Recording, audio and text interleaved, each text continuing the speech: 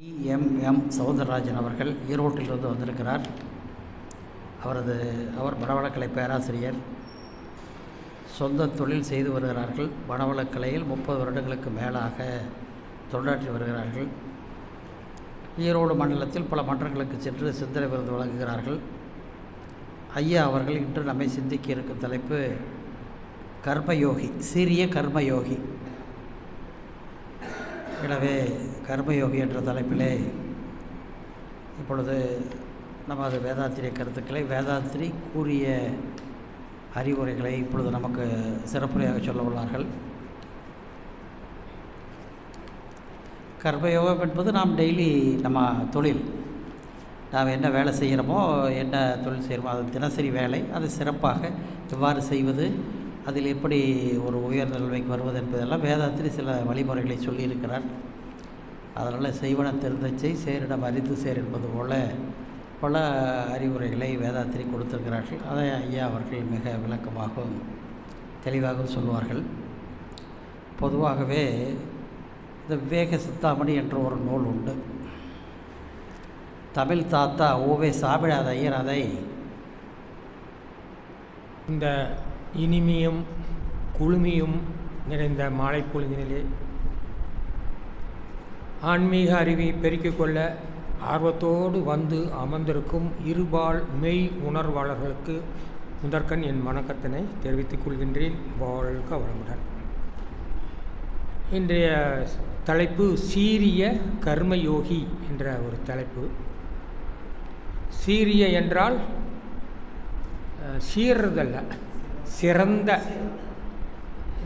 சிறந்த ஒரு கர்ம யோகி மாறுவது நாம் எப்படி என்ற ஒரு ஆராய்ச்சியை நாம் இன்று மேற்கொள்ள இருக்கிறோம்.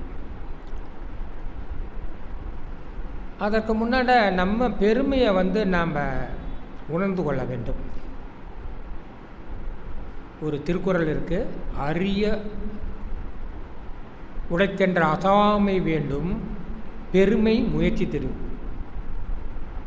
அதாவது நம்ம மன்றத்தில் பயிற்சி இந்த மனவளக்கலையில் இறங்கியிருக்கிறோம். அசவாமை என்னன்னு அர்த்தங்க? ஒரு அதாவது இந்த மாதிரி சிறந்தது எதுவும் இல்லை என்ற ஒரு தெளிவோடு நம்ம இந்த பயிற்சிகளை நம்ம எடுத்துக்கணும். அது உண்மைதான். இந்த மாதிரி ஒரு சிறந்த பயிற்சி இதுவரை எங்கும் இல்லை. இது நம்ம கேட்டு கேட்டு என்னாச்சு, இந்த காதல் வாங்குவோம், இந்த காதல் விடுவோம். புரியுதுங்களா? இது ஒரு பெரிய பயணம், நீண்ட பயணம். எல்லாரும் வருவாங்க. நான் 1984 அன்று மகரிஷி கையில் டீச்சை எடுத்துக்கிட்டேன். அன்னைக்கு இந்த மாதிரி வசதியெலாம் இல்லை. அதாவது அகத்தாய்வுலாம் கிடையாது. காய்கல்பம் தான் மகரிஷி. அப்புறம் ஒரு 89 தான் என்னுடைய முதல் பயிற்சி. என் கூட பயணத்தில் அத்தனை பேரும் என்ன ஆயிடுச்சுங்க, 1 2 3 பேர் தான்.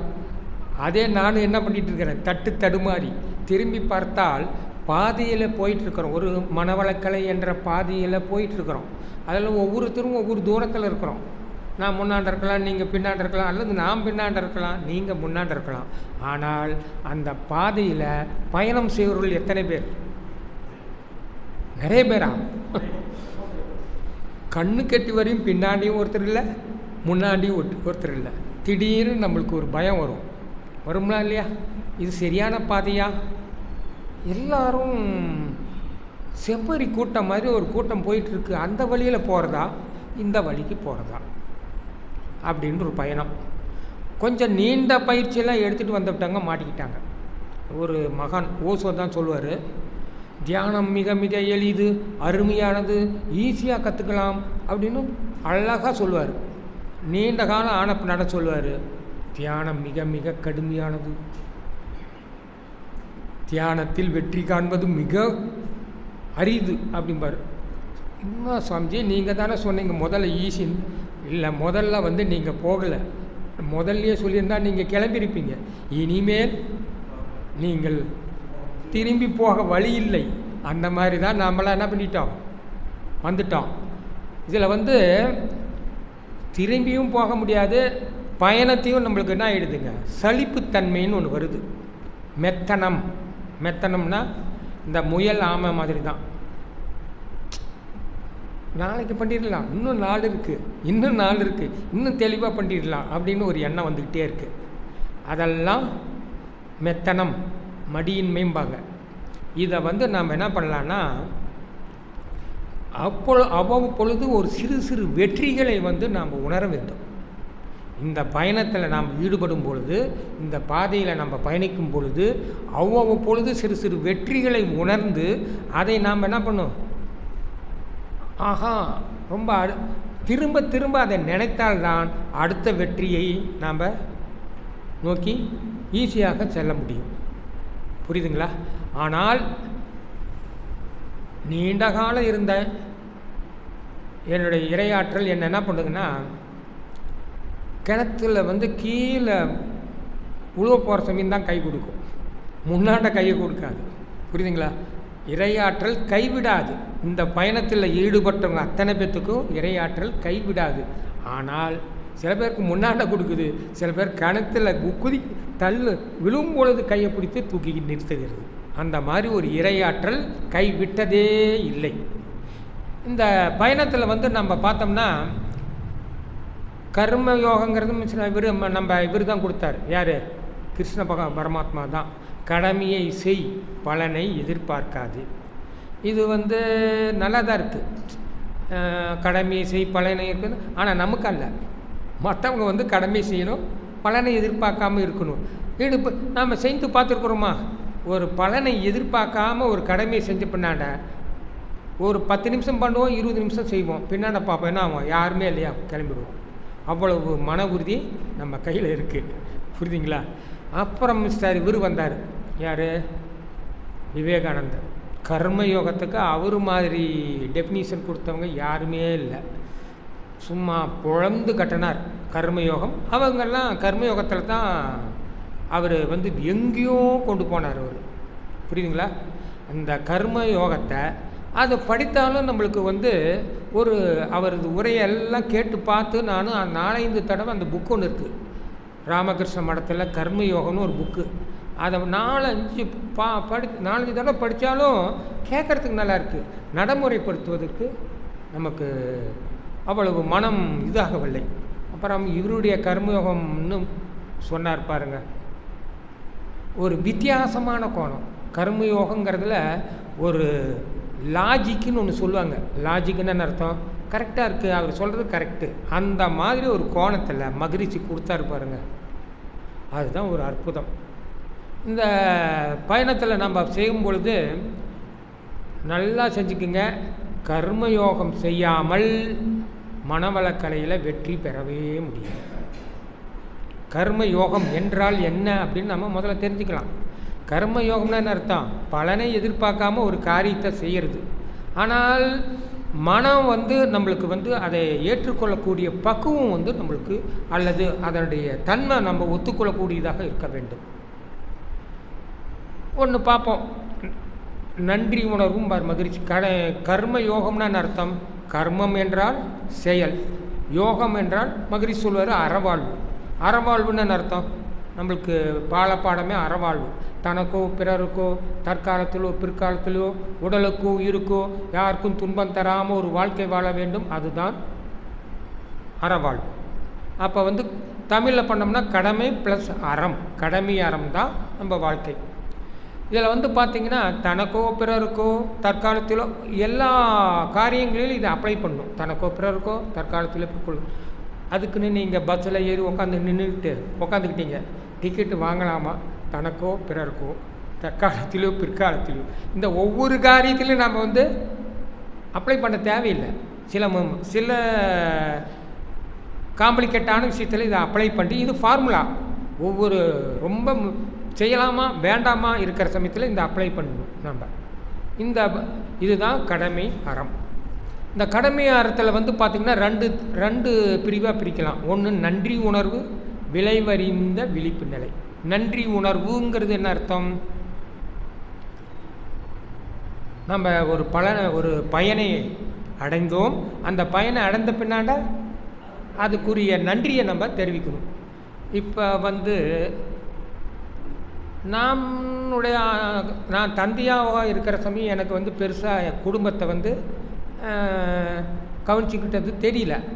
கவனித்து கொண்டேன். ஆனால் அதனுடைய என்னுடைய மனைவி எவ்வளோ கஷ்டப்பட்டான்னு எனக்கு தெரியல. என் பொண்ணு ஒரு பேரனை எடுத்துகிட்டு வரா, அப்போ தான் தெரியுது தாய் எவ்வளவு கடுமையாக உழைக்கிறா, எவ்வளோ கஷ்டப்படுறா அப்படிங்கிறது தெரியுது. அழகாக சொல்லுவாங்க, தூங்கிட்டு இருப்பா தாயும், பக்கத்தில் குழந்தை, இடிக்கும் தாய் முழிக்க மாட்டாள். புரியுதுங்களா? கணவர் கதவை திறப்பார், மூடுவார், தாய் முழிக்க மாட்டாள். என்னென்னமோ சத்தங்களுக்கும் தாய் ஆழ்ந்து தூங்குவாள். ஒரு லேசான ஒரு சினுங்கல் யார்? குழந்தை, உடனே தாய் முழிக்கும். இது யார் கொடுத்தது? அதற்காக தாய் குலமெல்லாம் பெருமைப்படுத்தி கொள்ள தேவையில்லை. இது உங்களுக்கு என்ன பண்ணிருக்கிறார்? கடவுள் கொடுத்துட்டாரு. நீ இப்படி வந்தால் இந்த மாதிரி செய்தாக வேண்டும். உங்களுக்கு ஸ்பெஷல் குவாலிட்டி கிடையாது. அதை ஒன்றும் புரிஞ்சுக்குங்க. இறையாற்றல் கொடுத்தது அடுத்த பரிணாம வளர்ச்சிக்கு இந்த தன்மையை கொடுத்தா தான் என்ன ஆகுங்க? மறுபடியும் குழந்தை மறுபடியும் பரிணாமத்தின் உச்சிக்கு போக முடியும். இதில் ரொம்ப ரொம்ப நெருங்கியது மனித இனம்தான். கடவுளை, இறையாற்றலை நெருங்குவதற்கு மிக மிக கடைசி கட்டத்தில் இருக்கிறது மனித இனம்தான். இதை நாம் பிறந்திருக்கிறோம். இதில் வேற நாம் மன்றத்தில் வந்துட்டோம். அது ஒரு பெரிய பாயிண்ட். அதாவது விண்ணிலிருந்து புறப்பட்டு சுத்தவெளியிலிருந்து புறப்பட்டு பஞ்சபூதங்கள் ஆறறிவு உயிரினங்களாக நாம் அடிபட்டு உதைப்பட்டு பாஸ் பண்ணி இருந்துருக்குறோம். எல்லா விண்ணும் காற்றாக மாறல. விண்கள் நம்ம சுத்தவெளியிலிருந்து விண்கள் புறப்படுகிறது, அதாவது உற்பத்தி ஆகிறது. அதில் பாதி தான் என்னவா மாறுது? காற்றாக மாறுது. அதில் பாதி தான் என்ன மாறுது? நெருப்பு. அதில் பாதி தான் நீராக மாறுகிறது. அதில் பாதி தான் விண்ணாக மாறுகிறது, இது மண்ணாக மாறுகிறது. அதிலிருந்து ஓரியன் அதில் பாதி தான். இவ்வளோ தப்பி தப்பி தப்பி பிழைத்து கடைசியில் நாம் என்ன பண்ணிட்டோம்? வந்துட்டோம். எவ்வளோ புண்ணியம் பண்ணிருக்கணும் பாருங்கள். பின்னாண்டெல்லாம் நிறைய நிற்குது. நம்ம கூட பயணித்தவர்கள்லாம் மாடாக இருக்கிறார்கள், மரமாக இருக்கிறார்கள். அதாவது அதை ஒவ்வொன்றும் பார்த்திங்கன்னா இறையாற்றல் முயற்சி. யார் முயற்சி பண்ணுறாங்களோ அவங்களுக்கு ஒரு வாய்ப்பு கொடுக்குது. மரம் இருக்கிறது, காட்டு தீயில் எரியும் பொழுது மரத்துக்கு ஒரு உணர்வு வரும். என்ன மனம்? நகரணும் நகரணும் நகரணும். ஏன்னா நெருப்பில் காட்டில் எரிந்து போயிடும். அந்த உணர்வு தான் அடுத்தது என்னவாக மாறுது? புழுவாக மாறுது. அதாவது ஊர்வனவாக மாறுகிறது. இப்போ ஒவ்வொன்றும் பார்த்திங்கன்னா தப்பி தப்பி பிழைத்து கடைசியில் நம்ம மனிதனாக மாறி இங்கே உட்காந்துருக்குறோம். இதில் உட்காந்து தீட்சையும் பெற்றுக்கொண்டோம். இங்கே உக்காந்துக்கிட்டு பின்னாண்ட போகலாமா முன்னாண்ட போகலாமா என்று எண்ணலாமா? இன்னொன்று, பின்னாட போனால் யாருமே உங்களை சேர்த்திக்க கொள்ள மாட்டார்கள். நீங்கள் இதை நிறுத்தி விட்டீர்கள்னால் உங்ககிட்ட 2 மனப்பான்மை வரும்.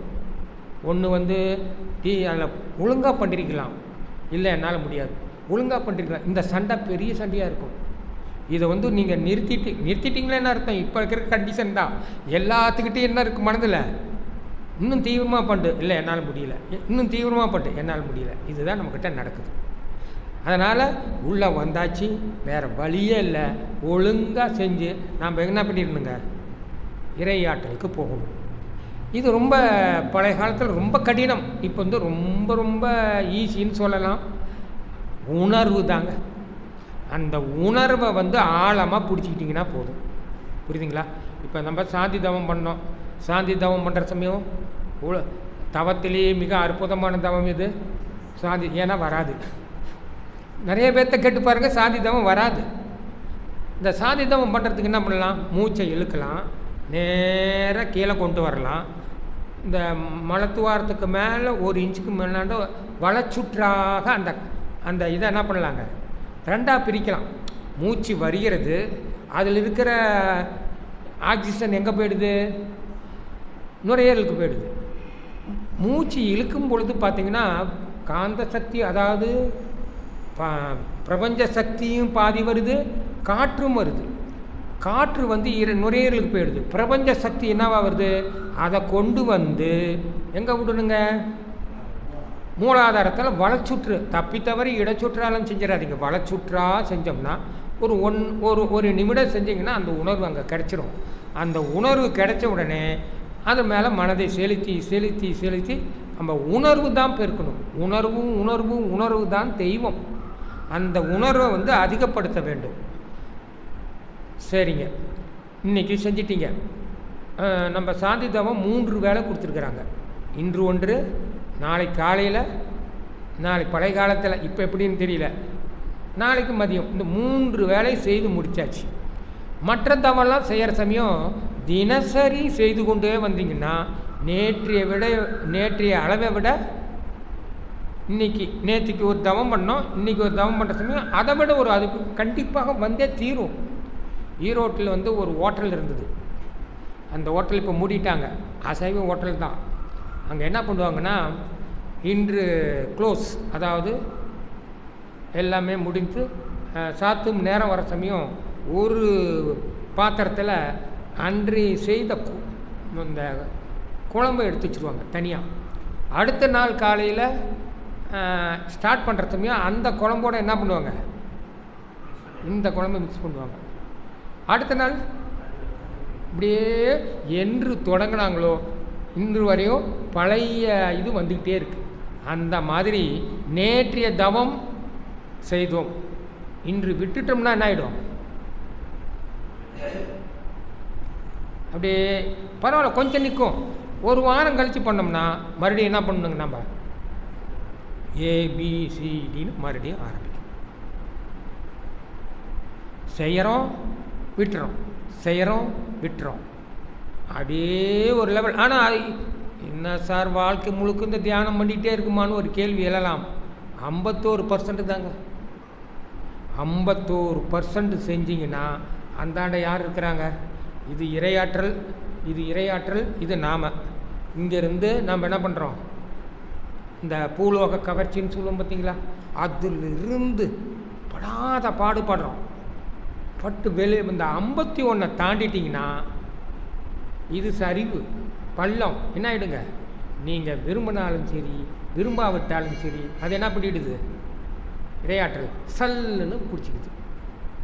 அதனால் 100% யாருக்கும் செய்ய தேவையில்லை, 51% பண்ணால் போதும். 1 to 3ன்னு ஃப்ரீக்குவென்சி சொல்கிறோம்ல, அந்த வந்து நிரந்தரமாக தியானத்தில் வந்து அடைந்து விட்டோம் என்றால் தியானம் தேவையில்லை. நாள் முழுக்க தியானத்தன்மையில் தான் நம்ம இருப்போம். இப்போ வந்து இந்த கர்மம் என்ன பண்ணுதுன்னா, இதில் ஈடுபடும் பொழுது பொருளாசை கொஞ்சம் குறையும், பொருளாசை இருக்காது.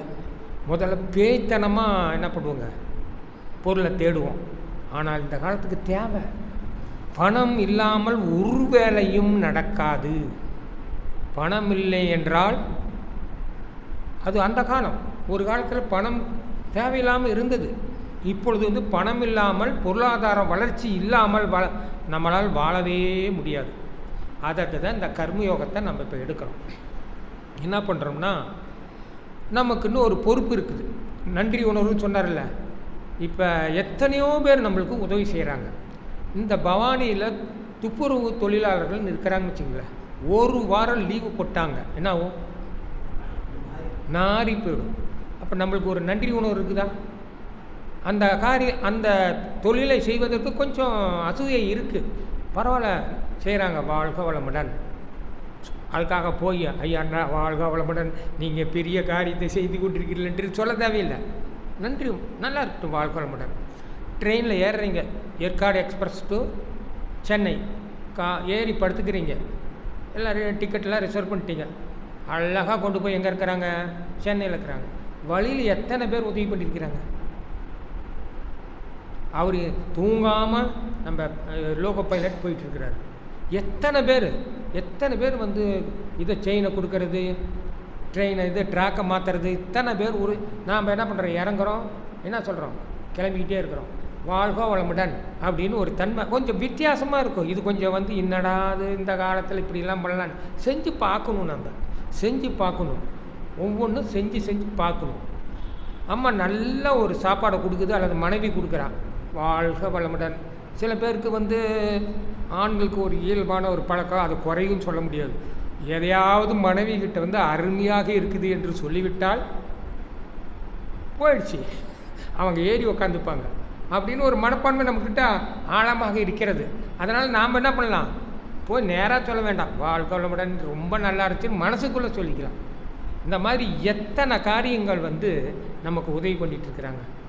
எத்தனையோ பேர் கண்டுபிடிச்சிட்டு போயிட்டே இருக்கிறாங்க, திரும்பி பார்க்காம போயிருக்கிறாங்க. ஆனால் இந்த உலகம் எங்கே போய் நின்று இருக்குது பார்த்தீங்களா? இங்கே ஒன்றும் இல்லை. இதை எடுத்துக்குங்க.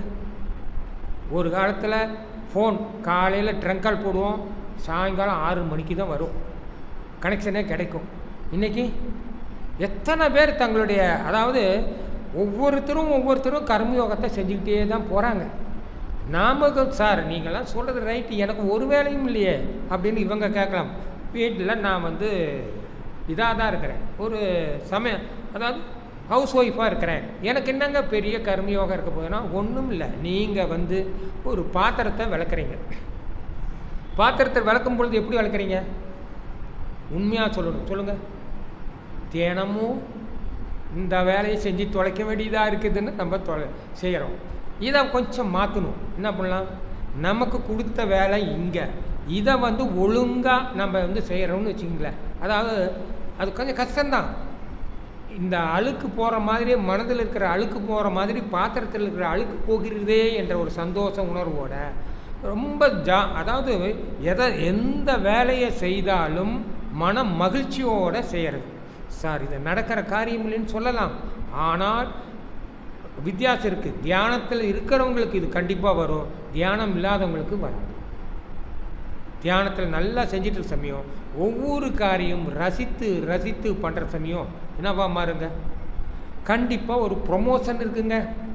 யார் தன் வேலையை ஒழுங்காக சின்சியராக பண்ணுறாங்களோ அடுத்த கட்டத்துக்கு இரையாற்றல் என்ன பண்ணுங்க, தூக்கி நிறுத்தும். ஒன்று பாருங்களேன், அதாவது ஒரு சூப்பர் மார்க்கெட் நல்லா ஓடிட்டுருக்கு, நிறைய பேர் வேலை செஞ்சிட்ருக்குறாங்க. அதில் வந்து நம்மளுக்கு சில பாடம்லாம் கற்றுக் கொடுத்துருக்குறாங்க. நீ ஏன்டா வேலை செஞ்சிட்ருக்கிற, அவன் செஞ்சுட்டு அவன் பாரு அவன் ஓப்பி அடிச்சிட்ருக்கிறான், நீ ஏன் கஷ்டப்படுற அப்படின்னு நம்மளுக்கு பல அட்வைஸ் இருக்குது. நாமளே அந்த மாதிரி இருப்போம். அதை ஒதுக்கி வைங்க. வாலண்டரியாக போய் வேலை இழுத்து இழுத்து இழுத்து செஞ்சு பாருங்கள். இந்த சூப்பர் மார்க்கெட் அடுத்த ஊரில் ஒரு பெருசாக ஆரம்பிக்கிறாங்க. யாரை மேனேஜராக போடலான்னு யோசனை பண்ணுறாங்க. அந்த ஓனருக்கு யார் ஞாபகம் வரும்? இவர் தான் வருவார். இதே மாதிரி அந்த இதில் வந்து ஓபின்னு சொல்லுவோம்ல, ஓபி ஒருத்தர் அடிச்சிட்டு இருக்கிறாரு. அந்த சூப்பர் மார்க்கெட் டல்லாகுது. அப்போ என்ன ஆகும், ஆட்களை பணி நீக்கம் செய்கிறாங்க. யாரை முதல்ல நிறுத்துவாங்க? இவங்களை தான் நிறுத்துவாங்க. அதனால் நம்மளுக்கு எந்த ஒர்க்கு கிடைக்குதோ அந்த வேலையை சின்சியராக செஞ்சோம்னா அடுத்தது என்னாகும், இந்த இரையாற்றல் வந்து, அதாவது பாவம் புண்ணியம் சொல்கிறோம் பாருங்கள். பாவம் புண்ணியம்னா வேறு ஒன்றும் இல்லைங்க. நீங்கள் கர்மயோகத்தை நிறையா செஞ்சுருந்தீங்கன்னா புண்ணியம், கர்மயோகத்தை கம்மியாக செஞ்சுருந்தீங்கன்னா மீடியம், ஒன்றுமே செய்யலைன்னா என்ன அர்த்தம், பாவம். அதாவது என் வாழ்க்கை எங்கள் வாழ்க்கையில் நடந்ததுங்க. என்னுடைய வாழ்க்கையிலேயே என்னுடைய தந்தையார், பெரிய தந்தையார், தாத்தா, 3 பேரும் ஒரு மளிகை கடை வச்சுருந்தாங்க. இங்கே பக்கத்தில் இருந்தாங்க ஆட்டியாம்பட்டின்னு ஒரு ஊரில் மளிகை கடை. பெரிய 40 வருஷம் கடை, நல்ல பேர் எடுத்த கடை, புரியுதுங்களா? பேர் எடுத்த கடை. சுற்றி 20 கிலோமீட்டர் ஆறால் எல்லோரும் எங்கள் கடையில் தான் வந்து வாங்குவாங்க. எங்கள் அப்பா காலையில் 7 மணிக்கு போனார்னா 11 மணி நைட்டு வரையும் கட்டும் உழைப்பு. சாப்பிட்றது மட்டும் வீட்டுக்கு வருவார், ஓடிக்கிட்டே இருப்பார், நிற்க மாட்டார். எங்கள் பெரியப்பா வந்து சேலம் போய் பர்ச்சேஸ் பண்ணுறது, இங்கே வர்றது. 2 பேருக்கும் வியாபாரம் அமோகமான வியாபாரம், கூட்டம் அதிகம். இவங்களுக்கு நிர்வாக திறமை கொஞ்சம் கம்மி, அதாவது ஆட்களை அதிகம் போட மாட்டாங்க, இவங்களே எல்லா வேலையும் செஞ்சிட்ருப்பாங்க. எங்கள் தாத்தா இருக்கிறார் பாருங்கள், அவர் வந்து என்ன பண்ணுவார்னா கடையில் இருக்கிற வேஸ்டெல்லாம் ஒழுங்குபடுத்துகிற வேலை. அவர் பேர் வயது 70 இருக்கும், ஆனால் சும்மா இருக்க மாட்டார். ஒரு நிமிடம் அவரை சும்மா இருந்ததை நாங்கள் பார்த்ததில்ல. இந்த 3 பேரும் சேர்ந்து என்ன பண்ணாங்க, கலக்குன்னு கலக்குனாங்க. அப்புறம் எங்கள் அப்பாவுக்கு ஒரு எண்ணம் அப்பயே பிறந்துருச்சு, இந்த தொழில் உங்களுக்கு வேண்டாம், நாங்கள் என்ன எல்லாருடைய தந்தையார் இந்த மாதிரி தான் சொல்லுவாங்க. அவங்க செய்கிற தொழில் அவங்களுக்கு பிடிக்காது. இக்கரைக்கு அக்கறை பச்சை மாதிரி வேண்டவே வேண்டாம், நீங்களாம் படித்து போயிடுங்க, படிச்சுட்டு போயிடுங்க அப்படின்னு சொல்லி எங்களை வந்து அந்த தொழிலை கற்றுக் கொடுக்குற எல்லா நுணுக்கங்களையும் கற்றுக் கொடுக்க மாட்டேன்ட்டாங்க, மறுத்து விட்டார்கள். அப்படியே போச்சு. அப்புறம் பெரியப்பா இறந்துட்டார், தாத்தா இறந்துட்டார். எங்கள் அப்பா வந்து என்ன பண்ணார், நாங்களாம் படித்து ஆளாகி வந்துட்டோம். உடனே ஸ்லோ பண்ணுறாரு. ஸ்லோ பண்ணிவிட்டு கடைசியில் வந்து ஒரு தொழில் மாறுறோம், நூல் வியாபாரம்னு ஒரு வியாபாரம். எங்களுக்கு நூல் வியாபாரத்தில் நூலை பற்றி சிறந்த ஒரு அறிவு இருந்தது. என்ன அறிவு? இப்படி உருவி பொட்டணத்தை கட்டி இப்படின்னா சரடு மட்டும்தான் தெரியும். நூலுன்னா சரடு மட்டும்தான் தெரியும், வேறு எதுவுமே தெரியாத ஒரு நூல் வியாபாரத்தில் உள்ள உக்காந்தோம். கிட்டத்தட்ட ஜாம்பவான்கள், பெரிய பெரிய ஜாம்பவான்கள் சேலம் வியாபாரத்தில் இருந்தாங்க. ஒன்றுமே எங்களுக்கு தெரியாது. இறங்கி நாங்கள் பாட்டுக்கு என்ன பண்ணுறோம், கட்டுநூல் வியாபாரத்தில் தமிழ்நாட்டில் 2 வியாபாரிகள். ஒன்று வந்து சாவடின்னு ஒருத்தர் இருப்பார், சாவடி பாண்டுரங்க முதலியாருன்ட்டு, சென்னை, ஈரோட்டில், சேலத்தில் நாங்கள். ஒன்றுமே தெரியாது. ஆனால் எல்லாம் கான்டாக்ட் ஈஸியாக கிடைக்குது, ஏகப்பட்ட மில்லு கிடைக்குது. கண்ணை மூடிட்டு வியாபாரம் பண்ணுறோம். அதாவது இவனுக்கு கொடுக்கலாமா வேண்டாமா கடன் அதெல்லாம் தேவையில்லை, போயிட்டே இருக்குது. அருமையாக 10 வருஷம் ஓடிச்சு. அப்புறம் என்ன ஆயிடுச்சு, அது வரையும் எங்கள் ஐயா செய்த கர்மயோகம் எங்களுக்கு 10 வருஷம் வரையும் வந்தது. 4 பேர்த்துக்கு, புரியுதுங்களா, 4 பேர்த்துக்கு 10 வருஷம் வரையும் தான் வந்தது. அதே எங்கள் பெரியப்பாவுக்கு ஒரே பையன், அவன் இதுவரையும் எந்த தொழிலும் செய்யலை, 40 வருஷம் அவனுக்கு வந்திருக்கு. அவர் சம்பாதிச்ச பணம், அவருடைய முதலாம் 40 வருஷம் அப்படியே உக்காந்துக்கிட்டே சாப்பிட்டு வந்துட்டான். இப்போ புரியுதுங்களா, நாம் செய்கிற கர்மயோகம் தான் புண்ணியம். புரியுதுங்களா, நாம் செய்கிறது ஓடி ஓடி செய்யணும் ஒவ்வொரு வேலையும். சார் என்ன சார் நீங்கள் சொல்கிறீங்க, வீட்டில் நான் ரிட்டையர்னா ஒன்றும் வேண்டாம், கண்ணாடி பார்க்குறீங்களே வீட்டில், அதில் எவ்வளோ புழுதி இருக்குது, தொடங்க. சீப்பு எடுங்க, அதை எடுத்து பார்த்தா என்ன இருக்குது, அழுக்கு இருக்குது, அதை தொடங்க. ஓய்வு கிடைச்ச வேலை என்னான்னு செய்யுங்க. நீங்கள் எதிர்பார்க்கவே தேவையில்லை, எனக்கு நல்ல வேலை வேணும். இல்லை சார் இதெல்லாம் வேண்டாம், எனக்கு வந்து ஒரு பெரிய ஆஃபீஸு கொடுங்க, அந்த ஆஃபீஸில் எனக்கு வந்து மேனேஜராக கொடுங்க, நான் நல்லா செய்கிறேன்னா இரையாற்றல் அந்த தகுதி உனக்கு இல்லை. புரியுதுங்களா, எந்த வேலை கிடைக்குதோ சின்சியராக செய்கிறோம்னு வச்சுக்கோங்க, என்ன ஆகும். அதாவது ரசித்து செய்கிறதுக்கு தான் தியானம், ரசித்து செய்யணும். அந்த வேலையை வந்து ரசித்து செய்யணும். புரியுதுங்களா, ஒரு ஹோட்டலில் பரிமாறிட்டு இருந்தாங்கன்னா சில பேர் பார்த்துக்கிறீங்களா ரொம்ப சிரித்த முகத்தோடு வருவாங்க, சில பேர் டங்குன்னு வைப்பாங்க. புரியுதுங்களா, என்ன வேணும் சீக்கிரம் சாப்பிட்டு போ அப்படிங்கிற மாதிரி தான் இருப்பாங்க. இந்த மாதிரி ஒவ்வொன்றையும் செய்ய செய்ய என்ன ஆகுங்க, நாம் வந்து ஒரு இதில் வந்து மறுபடியும் மேலே வருவோம்.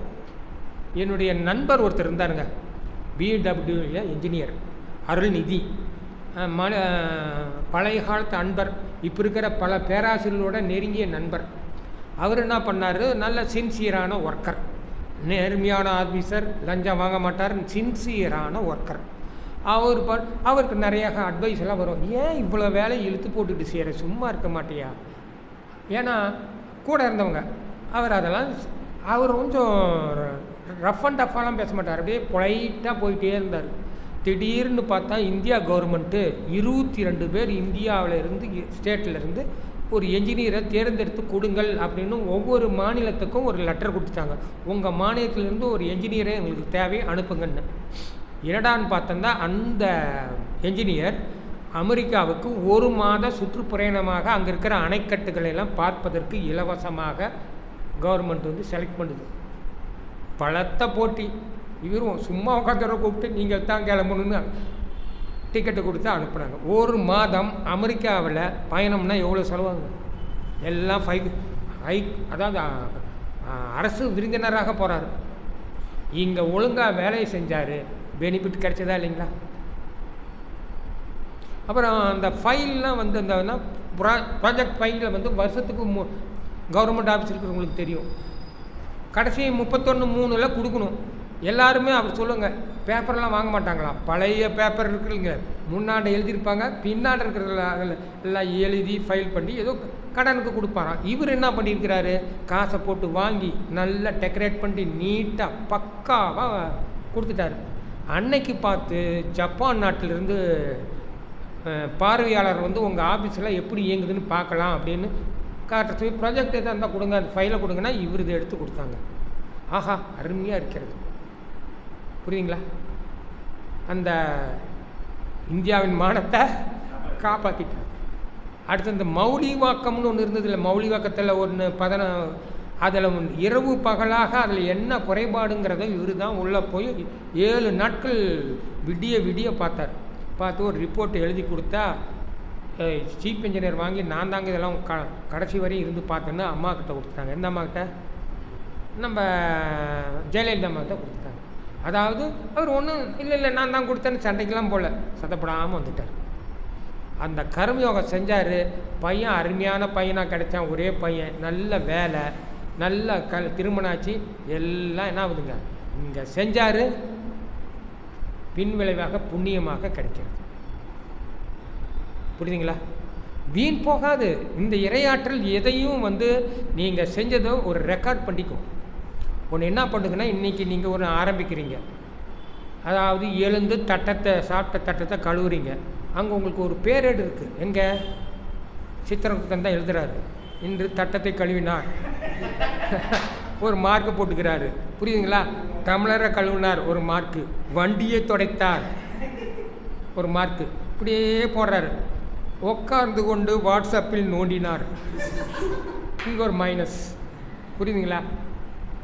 சீரியலை பார்த்தார், அதுக்கு ஒரு மைனஸ். வேலை செஞ்சிங்கன்னா ப்ளஸ்ஸு, அவர் கணக்கு. வேலை செய்யாமல் ஓபி அடிச்சிங்கன்னா மைனஸ். இப்போ என்ன ஆகுதுங்க, தூக்கி பார்க்குறாரு. இது தாங்க நம்ம செல்வரா பணக்காரரா ஏழையாங்கிறது இதுதான் முடிவு செய்யும். புரியுதுங்களா? நாம் ஒழுங்காக வேலை செஞ்சோம், நம்ம நிச்சயமாக செல்வந்தரா பொருளாதாரத்தில் நிச்சயமாக பெரிய இடத்த அடைவோம். இல்லை சார், நீங்கள் சொல்கிறது ஒத்துக்கொள்ள, இந்த இவங்கெல்லாம் எப்படி சார் அதானி அம்பானியெல்லாம் ஒன்றுமே பண்ணுறதில்ல, இவ்வளோ பெரிய இடத்துக்கு வராங்கன்னா இந்த மாதிரி தாங்க. நாங்கள் 10 வருஷம் அனுபவிச்சோம் எங்கள் அப்பா அம்மா பண்ணதை.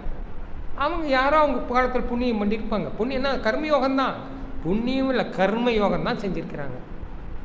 இப்போ நம்ம மகரிஷி கொஞ்சம் யோசனை பண்ணி பாருங்க, ஏன் இவ்வளோ ஒரு புண்ணிய ஆத்மாவாக சில விஷயம் மகரிஷியே சொல்லியிருக்கிறாரு. அதாவது ஒரு ஆயுத பூஜை படைக்கிற சமயம் மகரிஷினுடைய தந்தையார் என்ன பண்ணுவாருன்னா, ஒரு பாட்டில் வச்சு படைப்பாராம். என்ன பாட்டில்? சாராய பாட்டில். அதாவது அவ்வளவும் கள்ளங்கபட வெள்ளந்தி மனுஷர் அதை வச்சு படைக்கிறாரு. இப்போ ஏற்பட்டவருக்கு இவ்வளோ பெரிய பிரில்லியண்ட்டான சன்னு பிறக்குமா?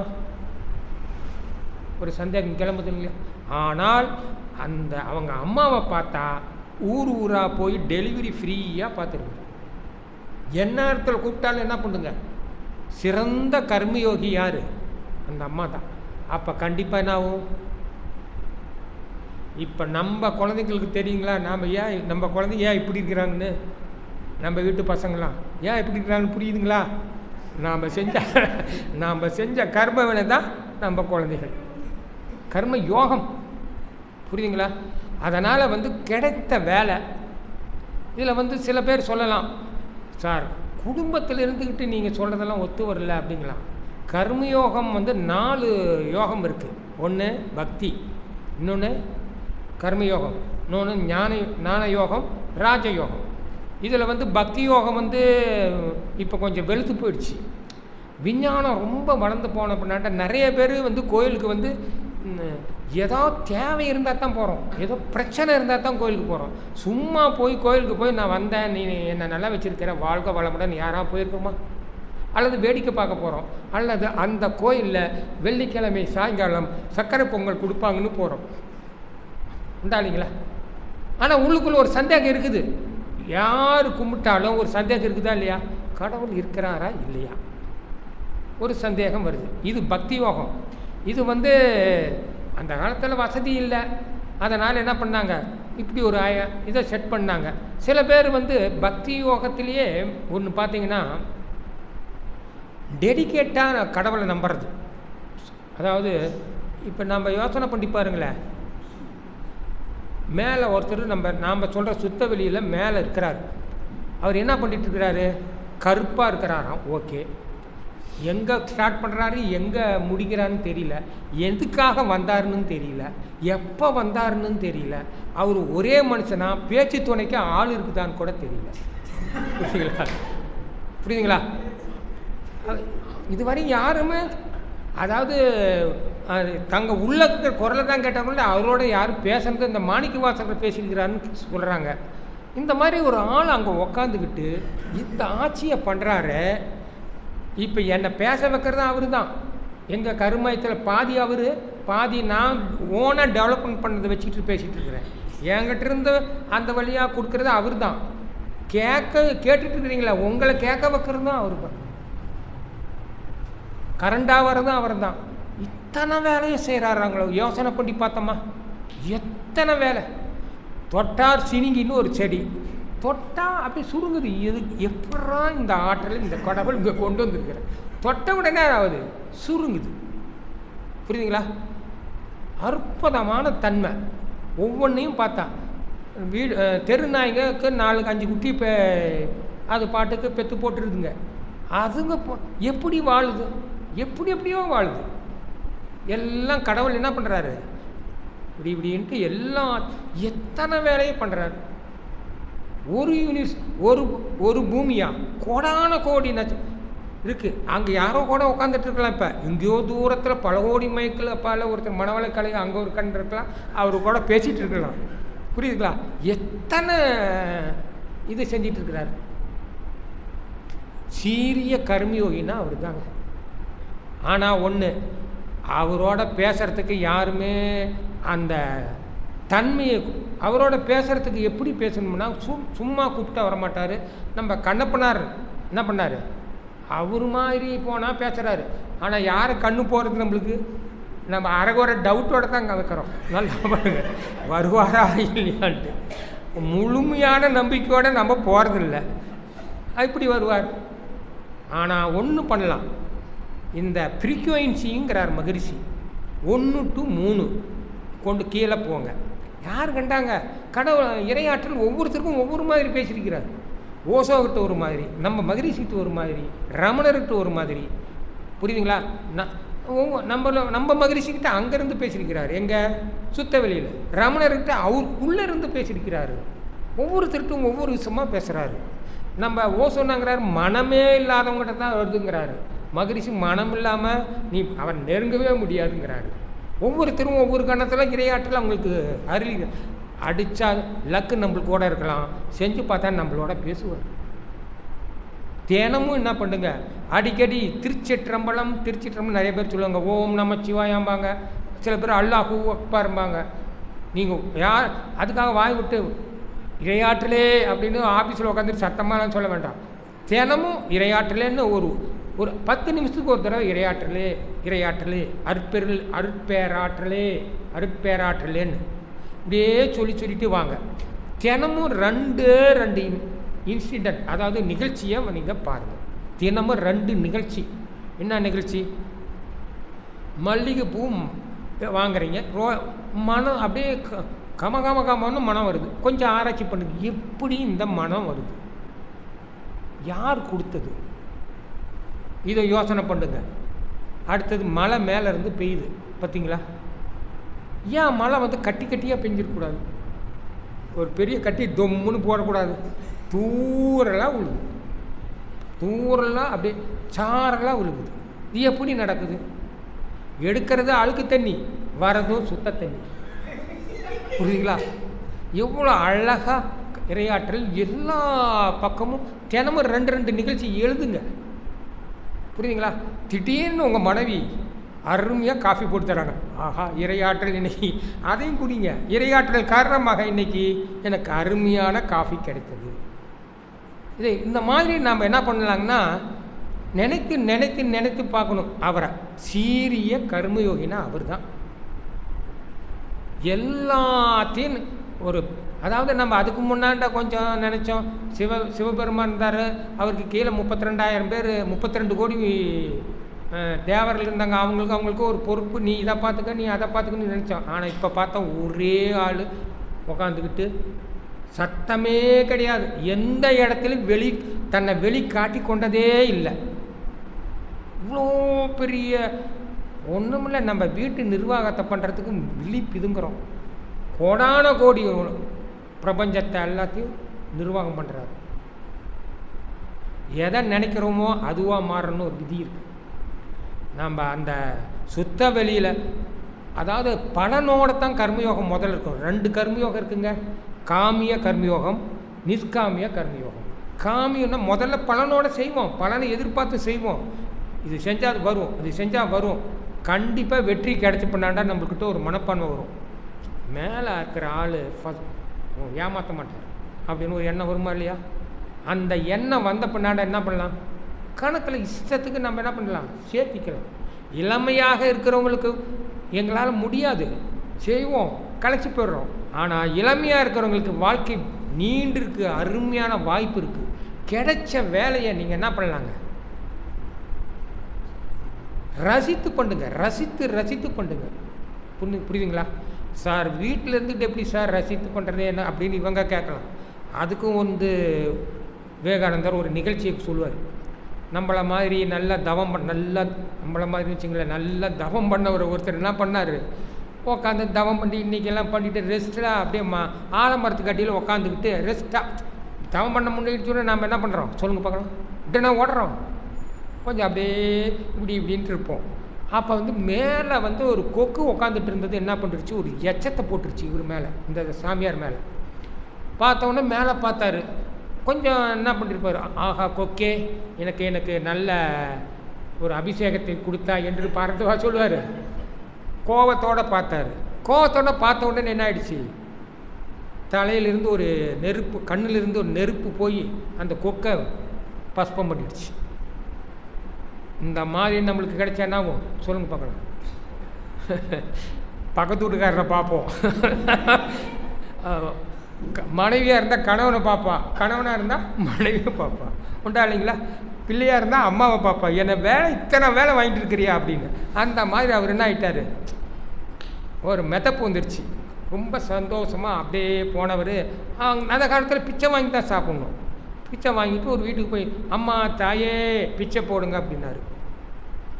கொஞ்ச நேரம் 2வது குரல் கொடுத்தாரு, நோ ரெஸ்பான்ஸ். 3வதும் கொடுத்தாரு, இருப்பா வரேன் அப்படின்னு.